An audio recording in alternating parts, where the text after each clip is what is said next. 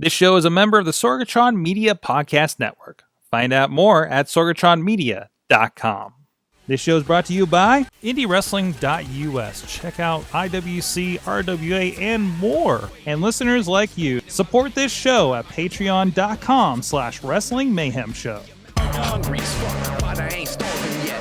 Chain for the pain, cocktail dog set. Never said I was a gangster or thug, but I'm an animal. Feeding for the taste of the fly. Hey guys, it's the Indy Mayhem Show. I'm Mike Sorg at Sorgatron on the Twitter here in the Sorgatron Media Studios in Pittsburgh, Pennsylvania. And this is the show where we talk to people in and around independent professional wrestling. And of course, please go check out everything and support things over at IndyWrestling.us and all the other great podcasts at WrestlingMayhemShow.com. Drop us a line at goodtimes@WrestlingMayhemShow.com or 412-206-WMS0 if you have any questions for any upcoming guests that we may have announced on the Twitter and the Facebook page, or if you have any suggestions on people we should talk to. We have to fill out a couple of spots over the holidays, so if you want to see anybody, especially like return, do anything different, anybody new we should be talking to, let us know. We do like to reach out to some new talent. Well, this is a night of some interesting interviews. Some people have had fun experiences with the RWA audiences, and we are going to get into a few of those stories. But back with us also to give us his side of the story, because we had his tag team partner John Rodin on a little bit ago. Bronco McBride joins us here, one half of the Renegade Wrestling Alliance Tag Team Champions. Welcome to the show.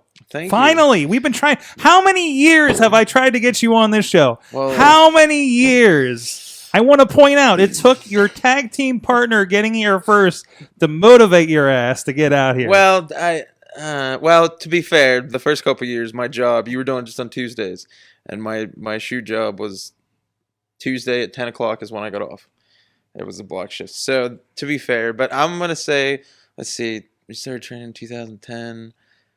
I think we were maybe like a year in when you started bugging me, so about 7 years. Yeah, 6, 7 years. Was I bugging you guys back in the Blue Collar Slaughterhouse Oh, days? yeah. You said, hey, come down and get on. I was like, oh, that'd be awesome. And then cars were breaking and stuff. Just wasn't working out So for me. 7 years in the making. Yeah. It's Well, it started finally- off entertaining. We got cops going by. Yeah. We had Marshall busting into the Exactly, studio. You know, yeah. it's great. It's great. It's a great beginning. So, anyways, for those that don't know you, we like to do a little icebreaker here on the show. So, I'm sorry. We have in the chat room. John Rodin is hearting every time we mention his name. So, man. So, what is your earliest memory of pro wrestling? You know, I knew you were going to ask something like that. And I can't honestly To remember. your recollection, like what kind of sticks out? I can't honestly remember. I always just remember watching wrestling. Like, Mhm. I don't remember a time. Like, when I was younger, like, I grew up with my grandma. I lived with my grandma. And there was a bunch of us in a house.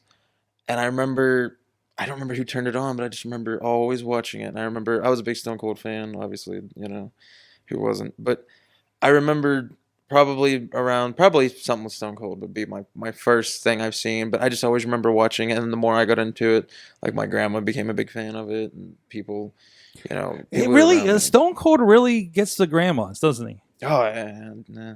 It's John Cena now, but, you know. Yeah. He's. Oh, I he's haven't the seen guy. the John Cena grandma contingent yet, but they're not flipping off the cameras like my in-laws' grandma. So, so pretty much Attitude Era on. Yeah, man. I mean, like, as early as I remember watching TV, like, there's only two things in my entire life that I religiously watched for TV. Like, I'm not big on TV, but wrestling and Sons of Anarchy were the only two things that I religiously would turn on a TV and I'd be sitting down for it. Okay. That's it. That's Okay. everything. I mean, I'd watch other things, but I wasn't like, oh, it's 10 o'clock. I got to be here. I got to be there. But for wrestling and Sons of Anarchy, that was it. Those two things, they had my attention enough that I would stop whatever I was doing and I would make sure I saw the brand new episode. That's an interesting mix. So was it a lot for similar reasons that they both you latched on to both of those things? when I started watching Sons of Anarchy, I wasn't a fan of, like, the very first episode. Like, Mhm. I'm not a fan of Harley's Dinos. I'm not. I mean, some, but like, that's what the opening scene is Jack's riding a Dynaglide, and I'm like, I'm not a big Harley guy anyway, and I'm like, nah, and I just shut it off. And then like season 4 was coming out. I think they had they had 4 on Netflix, and I thought season 5 was coming out. I watched like 4 seasons. I sat down, I watched it in like a couple days because I worked a block shift Sunday to Tuesday, and I watched it. I think like Wednesday I discovered it, and I was like, I'm gonna sit down and give this a try, and I did. I was like, wow. And then this Tuesday, I thought it was season 5 coming out, so I looked, and no, it was season 6. So I had to run to Walmart, and I had to grab season 5, and I had to watch it because it wasn't on Netflix yet. So that, and I mean, like, 8, 9 o'clock, whenever it's been on, wrestling, it's Monday. Mm-hmm. That's what got me through school when I did go. I was like, oh, it's wrestling, I can go and watch wrestling. But yeah, that's, as long as I can remember, that was the thing. That was my only thing. We learned from your partner's interview that this seems to be the thread that kind of pulled you guys together early on as well. That's exactly how we met, was wrestling.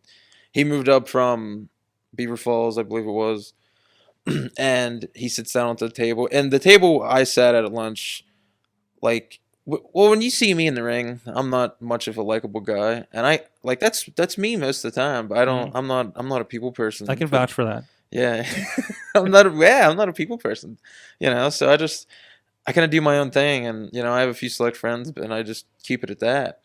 Well, we all sat at a table that it was just like people that we knew, like from our grade, 7th grade, high school, and we're just sitting here like, well, we know each other, so we're sitting here, and it is what it is. And he was just this new kid with this giant head, right? He's sitting across from me, and my school was. How old are you guys?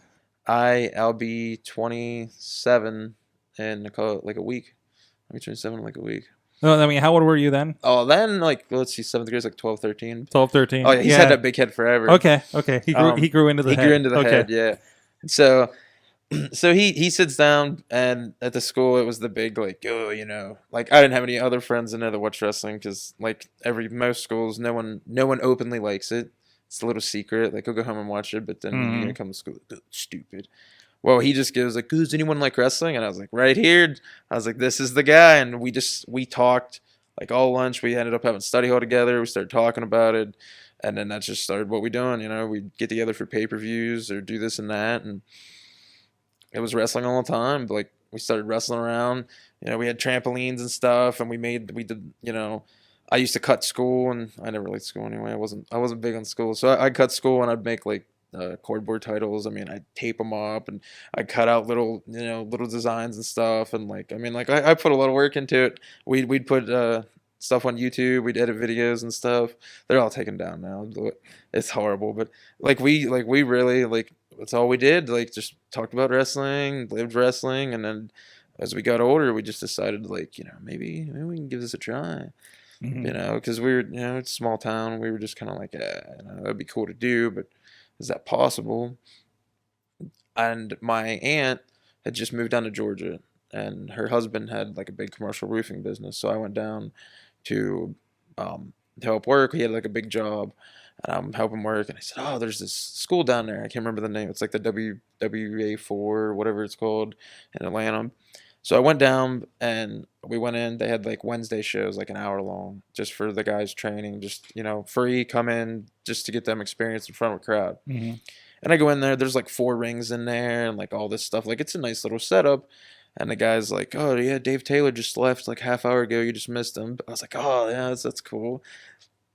They had this giant chair, supposed to be Andre the Giant's chair or whatever. Like, it's huge, I don't know. So is it like the Ripley's Believe It or Not, where they have the world's largest man's chair or something? Yeah, you walk in, and you walk in, look to the left, and there's the chair, like this giant chair. I think there's a picture of Andre on it. We talked to them, and I remember it was like, we were discussing it, but, we didn't, moving the whole way there, and we didn't have any money saved up. This was all, like, wow, like, let's give this a shot. And then he comes and says, well, I attended this Night of Legends wrestling show a while ago, and there's this place IWC, they're having tryouts and stuff. And this was like mid 2009. And he says, I think the next tryout, I think it was like January or February or something. So we go, and I said, all right, we got a hold of everyone, sending our stuff, our information. and it was set like January something was our tryout date. So that was 2009, and I'd never had a lot of money growing up, or never had like family or friends that was into wrestling. But his dad and his brothers, they were all in wrestling. So his dad would take him to like local shows here and there.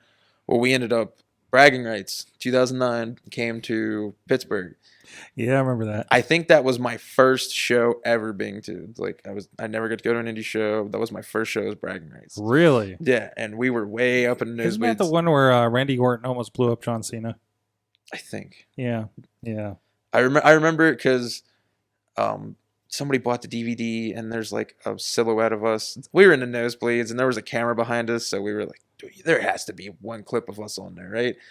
And there's like, as DX came out for the tag team match, the SmackDown versus Raw, it goes over and you can see his giant head, his brother's head, and I had a ponytail. I had long hair then, and I had a ponytail, but I still had my hat on, so you could see like the bulge from my ponytail sticking out. And like, oh, there we are.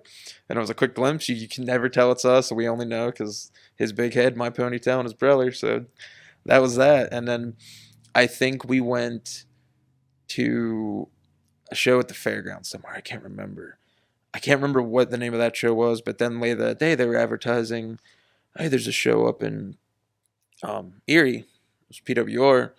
And we kind of looked at each other, and I was like, I'll drive. You know, I drove to the fair, and like, all right.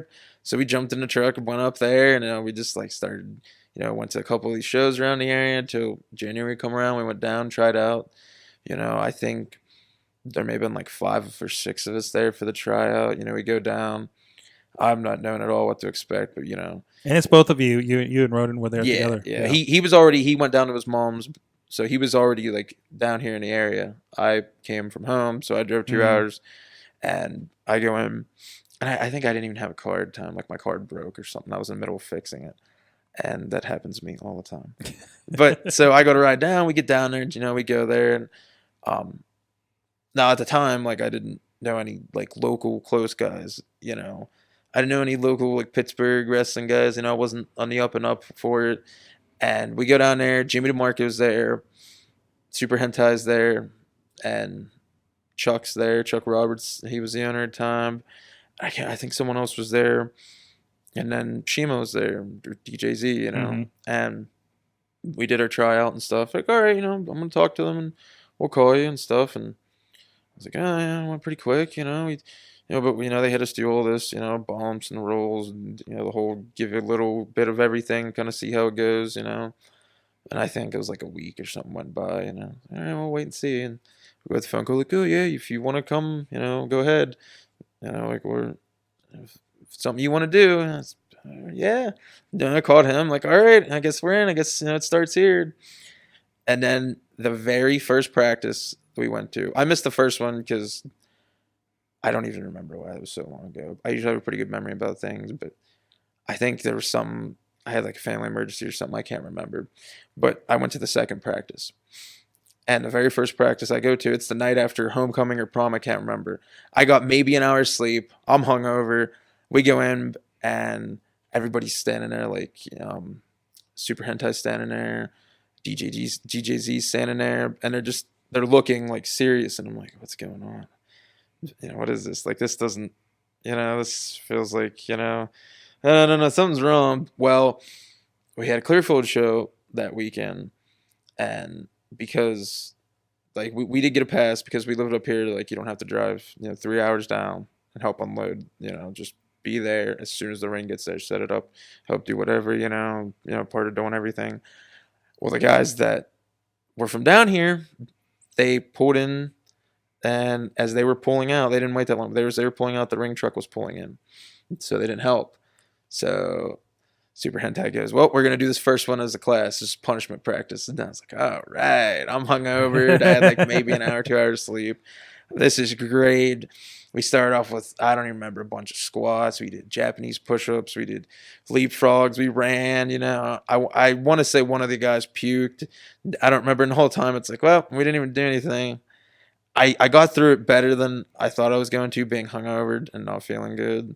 I don't know why, but we got through it, and then maybe like 10 minutes at the end of class, we learned lockups or something real quick, All right, see you next week. So it's crazy, like when he said, I was the one that had to keep him in it because my very first one was punishment, and I'm hungover and I'm like, ah. But I mean, we got through that, and then Hentai like, well, after this, you guys, whoever messes up, you can pay for it on your own. This first one's as a team. All right, fair enough. Okay. Fair enough. We won't screw up again. Got it. And I think we talked about a little bit about that session of practice. I think it ended up weaning down to just the two of you guys and DJ Z for the training, right? Yeah, the one guy got hurt halfway through. Nothing serious, but it scared him. He took a bump wrong or whatever. Yeah. And he was like, I'm reevaluating my life. I don't think this is in it. And the other guy was like, he scared DJ Z. He scared him. Like he was like, dude, like he took a hip toss and he tried to Jeff Hardy it every time. And he tried to do this one. He's like, stop doing that. Stop. You're going to break your neck. And he would brush his head and he made him stop. Like, you're not doing it anymore. He's like, I'm like, and he tried to make everything, we're just trying to get taught the basics and he's trying to go superstar. Mm-hmm. And, and he's like, well, I think the class is going too slow for me. But it's like, no, you're trying way too hard. And I think he went off and he tried to wrestle some places. I think he maybe did a show. Mm-hmm. And I got footage of it, and he stole all of DJ Z's moves that he was doing at the time. I was like, "This is great," and then it just became us two. It was just down to the two of us, and that was that. I mean, it was pretty quick too. So the responses in the chat room were pretty good. Was it Sean Phoenix? No. That's awesome. So, and this is, again, I told this a little bit on the Rodin interview too. I'm sorry we have to bring him up all the time since he was here first, but it was always interesting just watching you guys in general. Like you came out, you're Blue Collar Slaughterhouse, and I remember all the words, didn't know if they were in the right order, and you were these two kind of redneck guys, but you were definitely trained by DJ Z by what I was seeing. I mean, you're still doing moonsaults like they're nothing. I don't pull them out a whole lot. Try to keep it rare because most people don't expect it from me. So you keep it rare, it looks better. But yeah, we went and I think he had us. He's like, well, I'm gonna try. You guys do an assisted backflip, and I could on a trampoline. I grew up when I go to trampoline, I could do anything on a trampoline almost. Mm-hmm. I could do backflips. I could do a 630. I could do a 630 backwards. And Shiima goes, well, whatever you can do on a trampoline in one jump, he's like, you 90% chance you can do it off the top rope. Mm-hmm. I'm like, I can do 630 in one jump. I'm not trying that off the top rope. But he had us do these assisted backflips. And when he did mine, I got up really high and stuff just from, doing it constantly. And I had a decent jump. And he was like, all right. So then he had us doing step up ranas and everything. He had us doing where Daniel Bryan runs into the corner and he does the backflip out under. He wanted us to do that. I mean, he was just boom, boom, boom. And then I think he had Lowrider up there shortly after, and then he was showing us all kinds of crazy stuff. Was he doing a lot of lucha training at the time? I think that might have been later in his career. Who? DJ Z. Yeah, there was I believe one time he came and he's like, I was down in Mexico, for whatever, and he got to train with Grand Apache, and he was all so stoked about it because he was a big fan of him back in the day, and he's like, this is what I learned, and so he got he learned stuff, and this is what he showed me, and now we're gonna do these drills or do this, or I'm gonna show you this that I learned. So it was pretty cool because as he's still going out, because you never stop learning in wrestling. So he's going out, he's learning, he's coming back teaching us, and then he brings Lowrider. He was down there doing stuff with him, so he's teaching us. And I mean, it was pretty cool. It was pretty interesting. He kept trying to push us further. He's like, "Well, you can do that. I want to see this. I want to see this." And I mean, we did pretty good. Logan Shulo, or Elias, I guess now, he was down for one. There was the Wednesday practice. I think it was him, Justin Idol, a couple of other trainees, and we were all down. And Shiima comes in the next week, and he goes, "Yeah, I was talking to Shulo," and he says, "Yeah, man, you could tell they were trained by you. The one dude's doing backflips, and the bigger guy, he's running up the ropes and doing arm drags." And he's like, "Whoa, it's crazy." So yeah, there's a little hint of it sometimes. That's great. Of course, debuted with IWC, a pretty big, probably one of the biggest groups in the area, of course. And you guys were in the tag division. I know from the talking to Rodin before, this seems to be where things started getting a little off the rails as far as things go. You were tagging. I think you had some guy named David Demira stepping in every once in a while. Wherever happened to him, I know. We're still looking. We're still looking still for looking David for him. Demira. He's been lost for several years now, and nobody knows how to fix that cage. But anyways, tell me a little bit about your experience there early on as a tag team, kind of debuting as one, right? Yeah, well, we're at practice, and we kind of had the, like, oh, we grew up together. Like, it'd be cool if we were a tag team. Well, the guy over there was at one of our practices. And That'd be Marshall the Bull Gambino off camera here. He goes, it was him and Jimmy DeMarco. He goes, he's looking at us like this, by this time it was just the two of us. He's like, you guys ever think about being a tag team? And we both just got a big smile on our face, looked at each other like, well, yeah, what do you think? And that was cool, And Gambino's, they were the big tag team, in IWC. And he's like, you guys should be a tag team. And I was like, that'd be cool.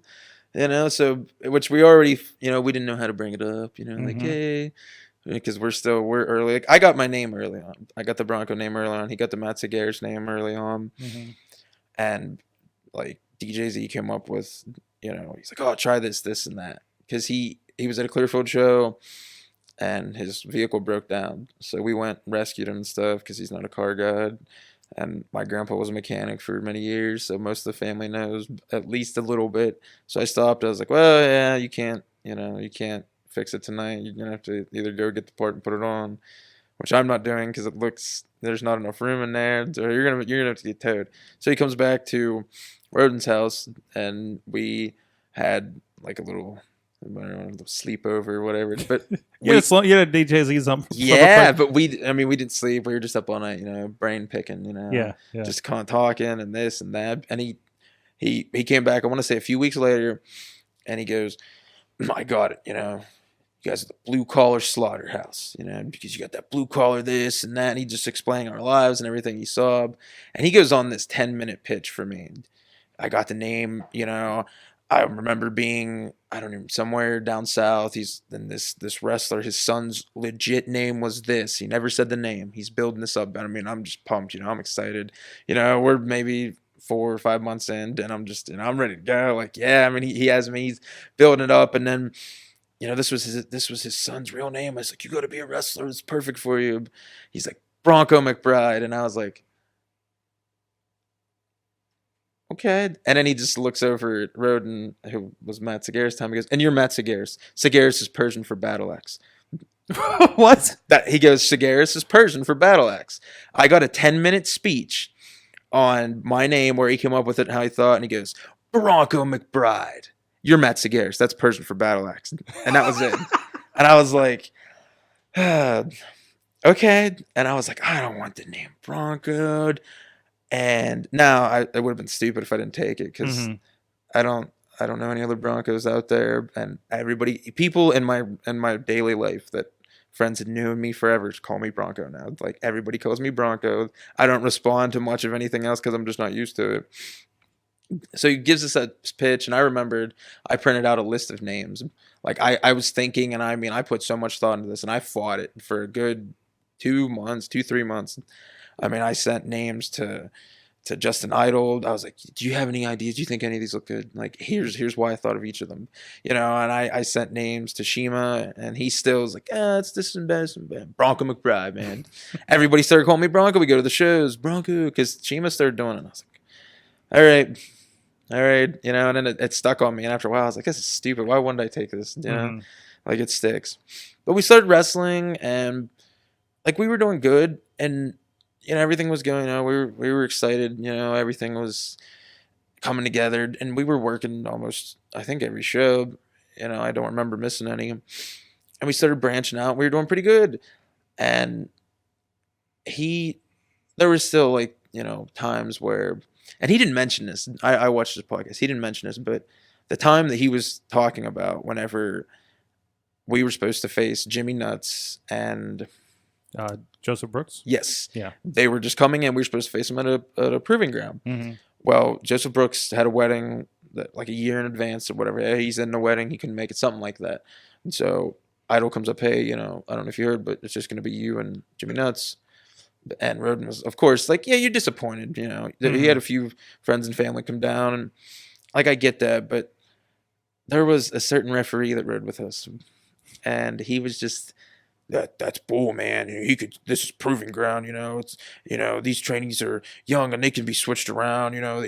He could make a tag match for you guys, but we were supposed to work some stuff with Jimmy Nuts and him. It wouldn't make sense, And of course, he got in his head and he twisted him up a little bit. Whole ride home, I'm just shut up. Don't listen to him.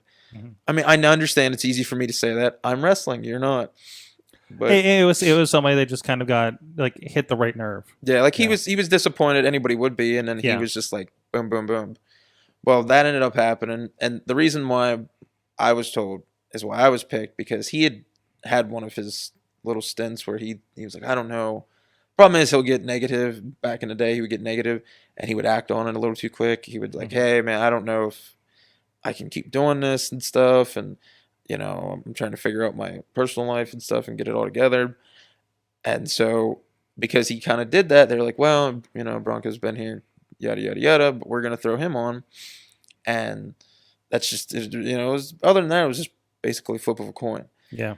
And so we came out of that, and he was, he got a little disappointed in that. So these were things that like kept weighing on.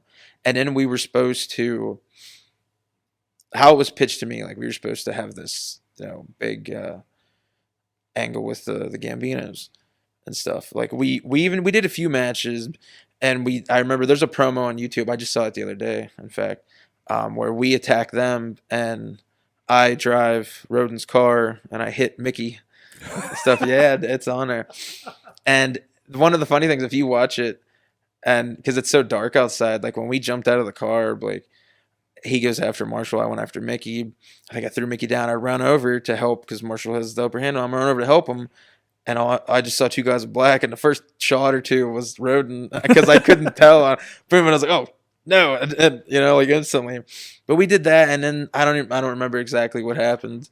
Some things went different, and there's just kind of went this way and that way, and we ended up not like, I don't remember why, but we had like a cage match. It was Marshall and Brian McDowell. Brian McDowell filled, and I think that was when Mickey moved or whatever. I don't remember, but around that time. So that didn't happen, and that kind of got him disappointed. I mean, I was disappointed too. Like I was pretty excited. Was that the West Virginia cage match? Yes. That ended up outside? Yes, it was the main event because they couldn't get the cage inside the door. Get in the door. So we come in we're setting up the ring outside. I was like, what are we doing this? Yeah. Everybody's hot. The ring was so hot. The sun, I mean, that was because we had the black canvas. I remember that show. One of the guys that worked there like came up to me like right at the last match, is like, actually, I think we could have gotten the cage in. I'll like, don't say that to anybody. Yeah, don't. That was So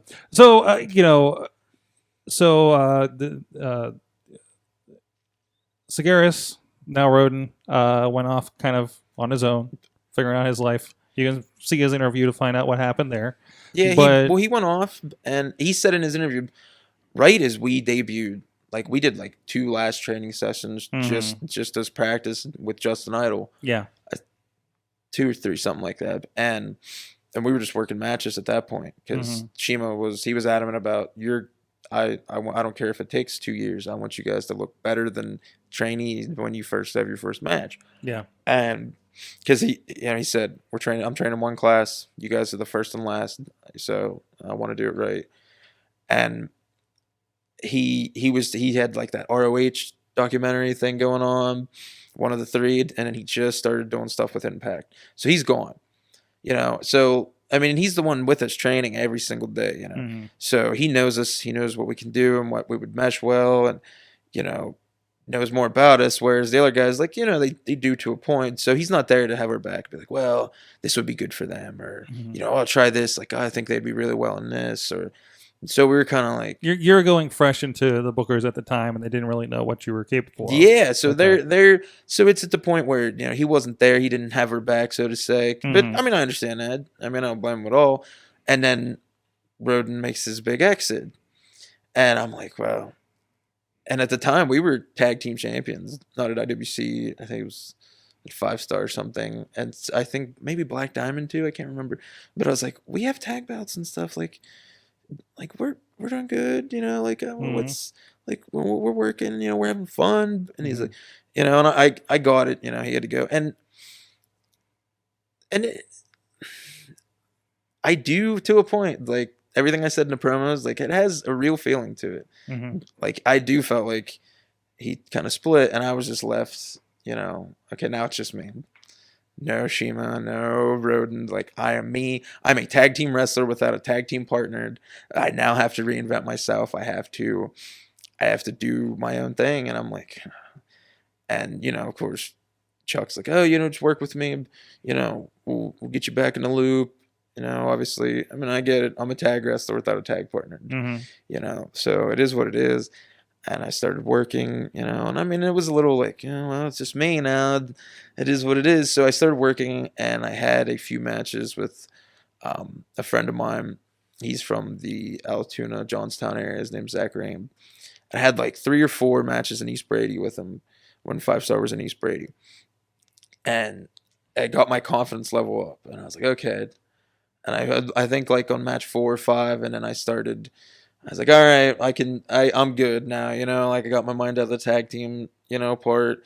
And now I'm like, yeah, I want to do singles and stuff. And now, I got to tag with this guy again and right back to square one. But it is an interesting thing to see though, because even though we may not get along and life is very different between the two of us, from how it was back then till now. And like we've had some real life personal issues. I think it was a 5-on-5 match at RWA, and I circled the ring, and I turned around and I slapped Rodin right in the face, and it was so hard. And in my head at the time, we just had an argument about something, like I don't remember what it was, but we legitimately I was angry with him. Like it legitimately was like, shut your mouth. I don't want to talk to you anymore. Like get away from me. That's how it kind of ended in the aspect. Like it wasn't that clear cut, but it was both like, we're not going to agree on this. It is what it is. And I just wham, and I slapped him, and I gave him a lot, and just crack, and everything got quiet. And I think, I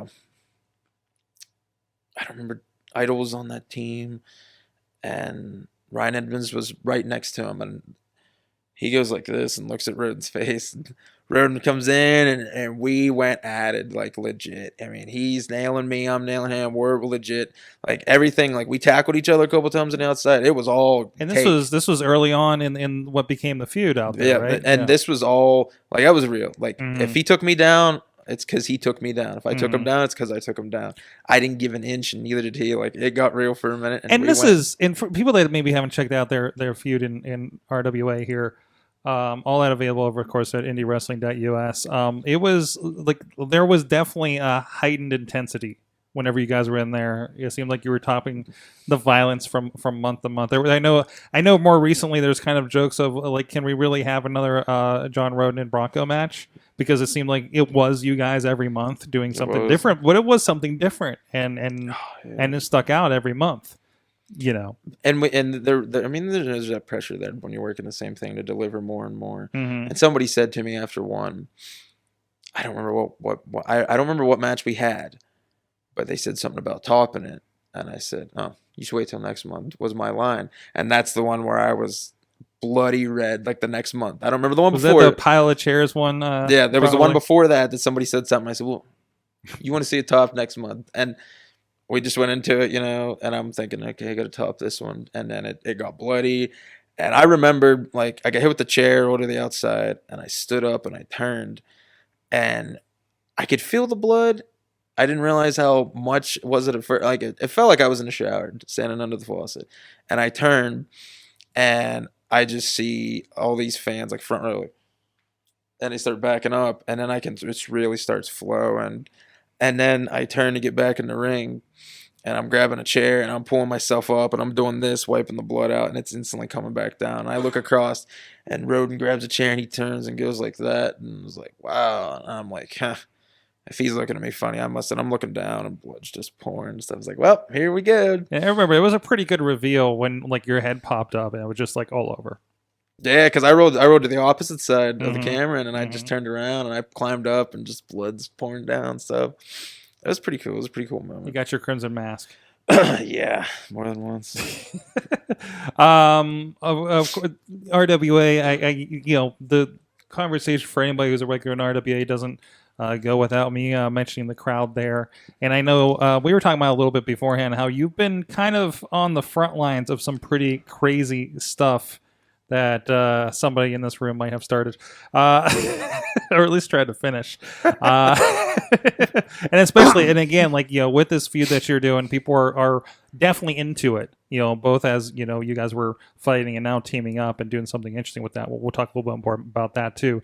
Tell us a little bit about your experiences with the RWA crowd down there in West Newton.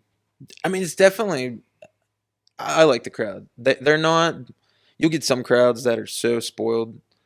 And when I say spoiled, I mean, like, you have top names as soon as they're at a WWE, they get to see these guys, whoever it may be. And they're so spoiled and they've seen so much, they're just kind of like, I mean, they enjoy it, but they're just like, that was cool. Like, and it's like, like, you paid your hard-earned money for this. If you hate me, stand up and tell me you hate me. If you like me, well, tell me you hate me anyway, But, like, get up and interact and have fun. And I feel like RWA is probably, like, it's up there. It has to be one or two, like, as far as crowds I've been in front of. There was one crowd in Tennessee that probably was close. If I went there more often, I'd have a better judgment. But, I mean, those guys, they get into it. And if they hate you, like, they hate you. Mm-hmm. And that's what we were talking about. When I came in, I was part of the Alliance? Circle. Yes, yeah. the Alliance, and it was, and I know it changed a lot in the beginning, but the two people that I remember, the reason why I came to RWA was Marshall Gambino, Super Hentai.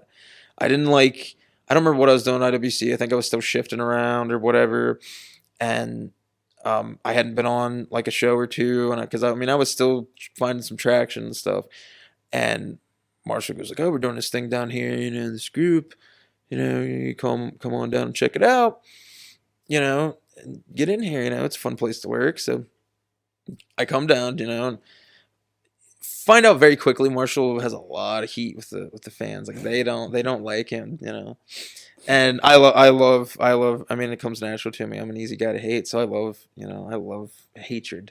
If you hate me and you tell, I don't care. Like that's what, when I come out and someone's telling me how much they hate me or don't like me, like, all right, like, I'm good. Like, that gets me pumped up. And we're in front of it was a pretty large crowd, and we had just joined up with I don't remember, the Pulpit and like Cicero's his group, and we were just starting to call it the New Circle. Yeah, this is Jimmy Cicero. He has some history. He's been on WTV a bit. Well, we joined up with them, and we had beaten down Derek, and like, we're all beating him down. And then when we turned and we posed for the camera, his suit's ripped off. He's wearing this white shirt, and he's just bloody.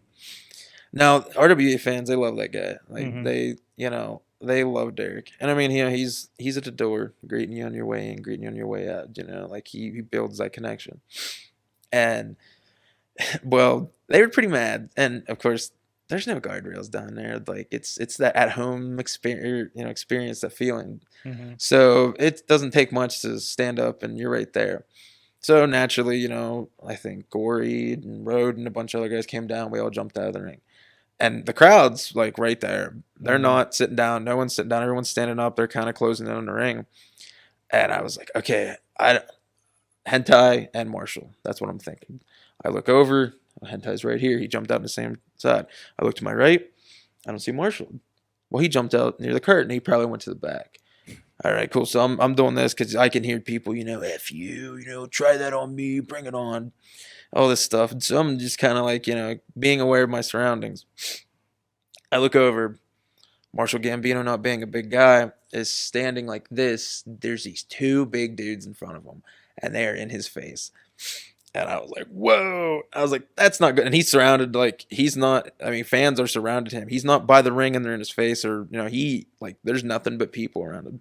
So my instant thought's like, that's not good. And I assumed it just started because they were just in his face and nothing was happening. I did one of these. I slapped Hentai. I said, we got to go. And I came running over.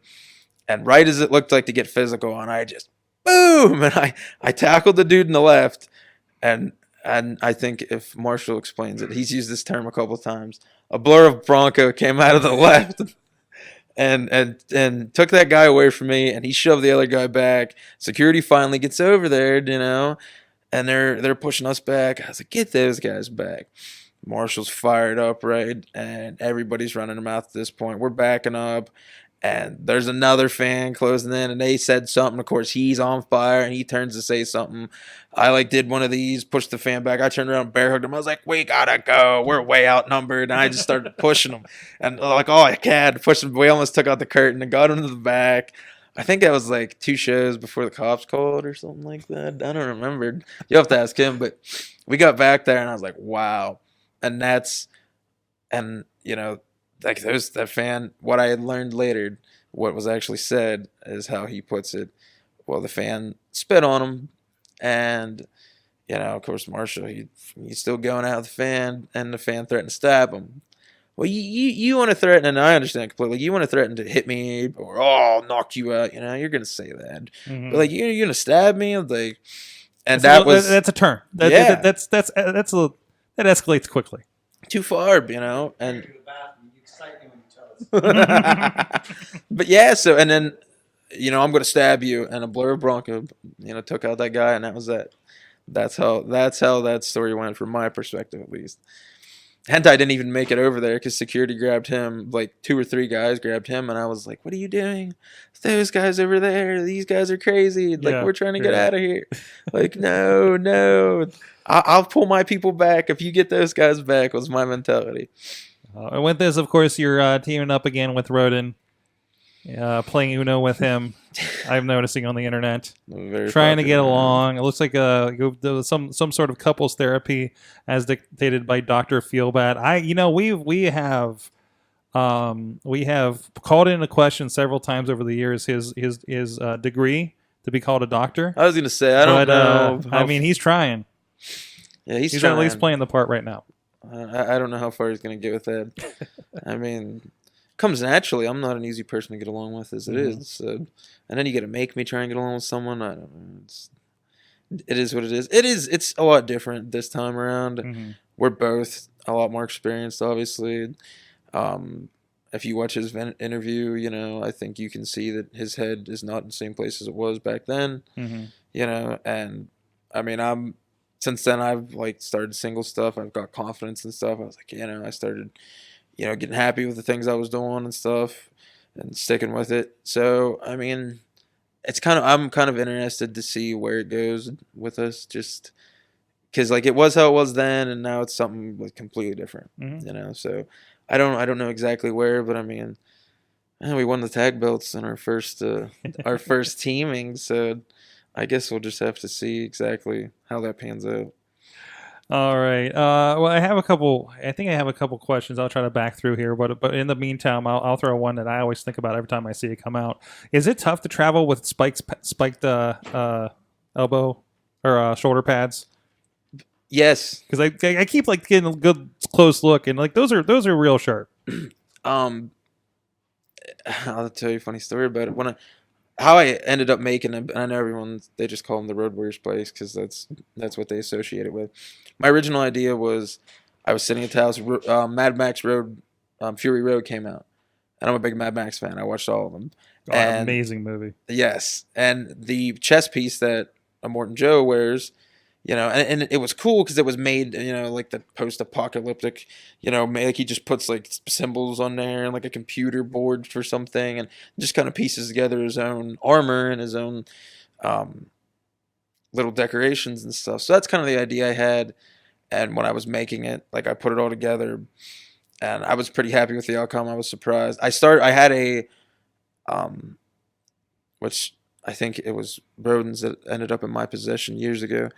It's one of those displays you have at a store, a body display. So I would take it on it, but then that made it even bigger. So I just kind of try and find a place for it, traveling with it. But I was wearing it one time, and there's spikes in the front that I added maybe last year. And I'm standing in the back, and J-Rock is standing right near me, and he's getting pumped up for his match. And he gives me a punch because I'm wearing it. I'm getting ready to go out, and he gives me a punch. like right to the chest, and he's like, and he looks down and he punched dead on the little spikes I had. And he's looking at us, and yeah, man, they're real. So I don't know if he actually cut himself, but he went over, he's looking at his hands and stuff, and I was like, ugh. But yeah, it's not fun, especially like if I have a belt or something. So because then I'm carrying the bag and I'm trying to wrap the belt around the bag and I'm trying to carry the the spikes with me and stuff. So yeah, it's challenging sometimes. I'm getting a lot of comments from your current and former tag team partners in the chat room tonight. Yeah, I think you'll have a lot of fun looking back at the comments on this video afterwards. Sure. Zach Rain's out there. And he's saying, I feel like his mom half the time. I'm so freaked out every time I get a message from somebody. Your partner is bleeding all over the place again. Yeah, there was a running joke for a while. I had like 3 or 4 shows in RWA where and I think I had one elsewhere as well. There was like a couple months where every show I got whether small cut or big cut. It was around the time of that chair shot because it hit an artery is why I was just pumping blood out is what the doc told me. And before and after that, it was just constant like blood.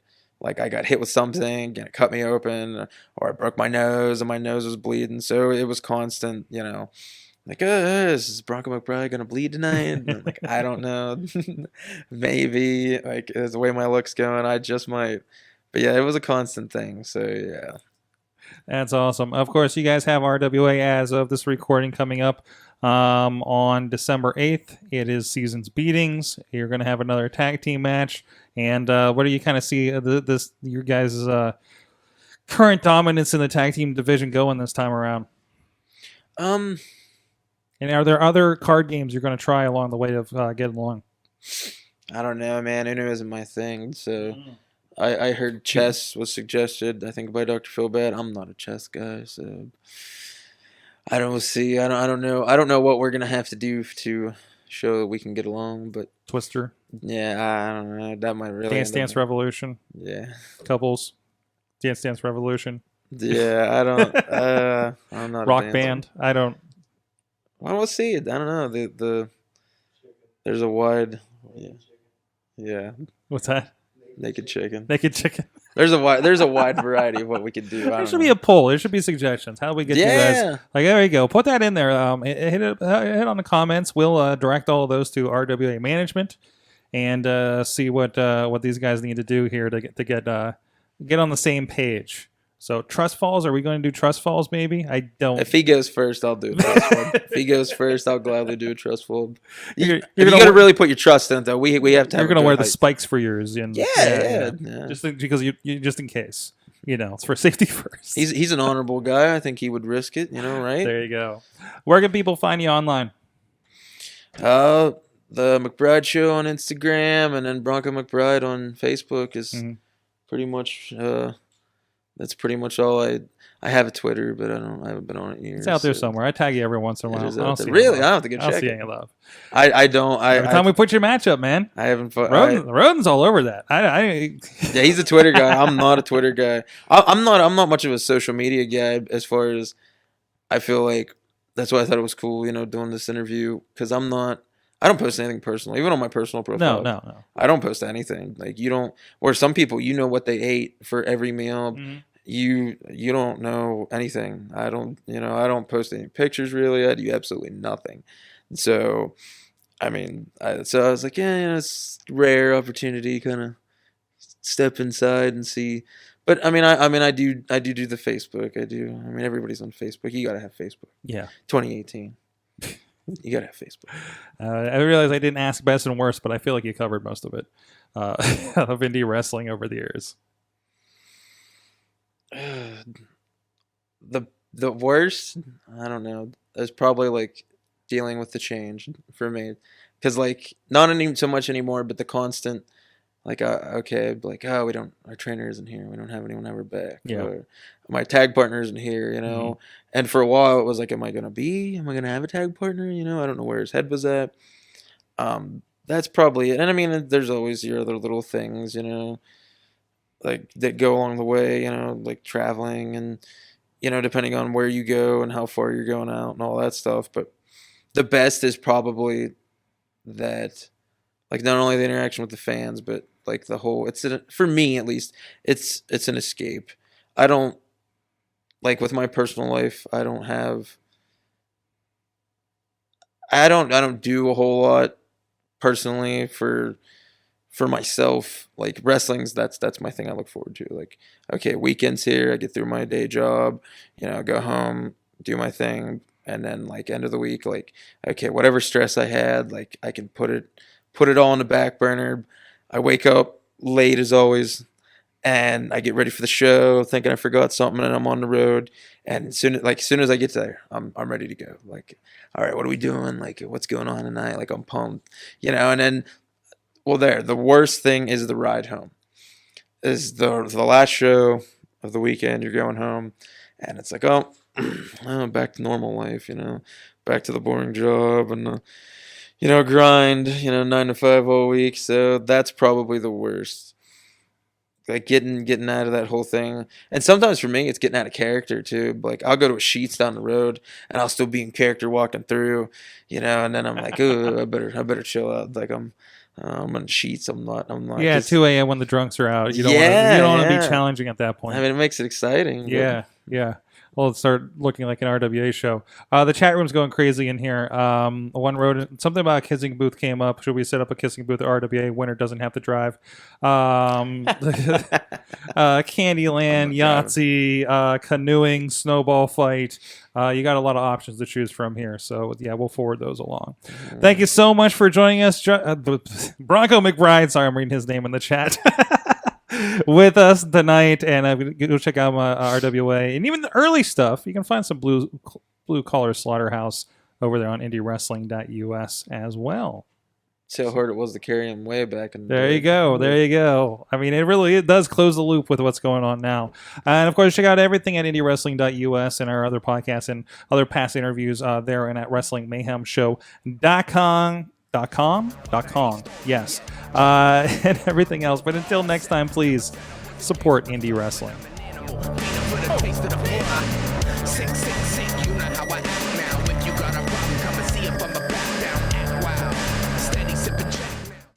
This show is a member of the Sorgatron Media Podcast Network. Find out more at sorgatronmedia.com.